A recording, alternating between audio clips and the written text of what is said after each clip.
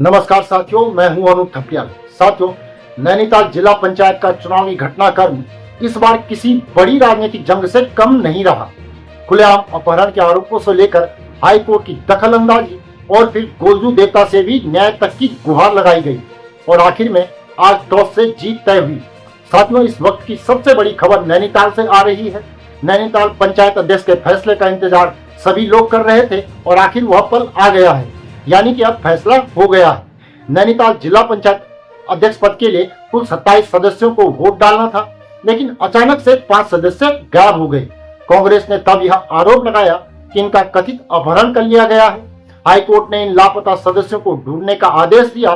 Police तलाश में जुट गई, लेकिन सदस्य नहीं मिल पाए।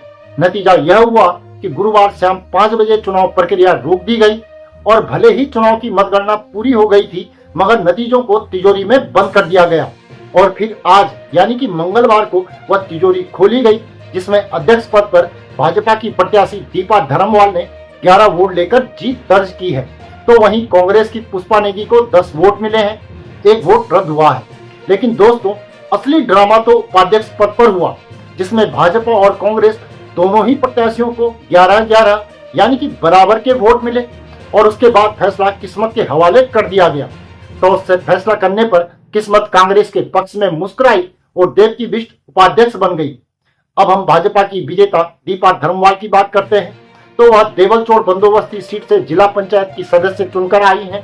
उनके पति आनंद धर्मवाल पहले ग्राम प्रधान से लेकर पीडीसी, जिला पंचायत सदस्य और उपाध्यक्ष तक रह चुके हैं और यही अनुभव और नेटवर्क इस बार दीपा धर्मवाल के लिए एक ताकत बनकर सामने आया।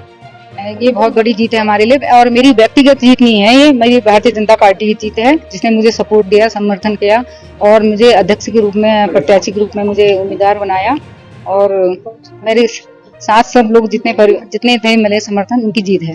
गोलजू के दरबार में हम गोलजू का मैं बहुत बहुत धन्यवाद करना चाहूंगी, जिसने मुझे न्याय दिलवाया। साथियों, मतदान के पहले ही दीपा धर्मवाल ने गोजू मंदिर को साक्षी मानकर एक पत्र लिखा था।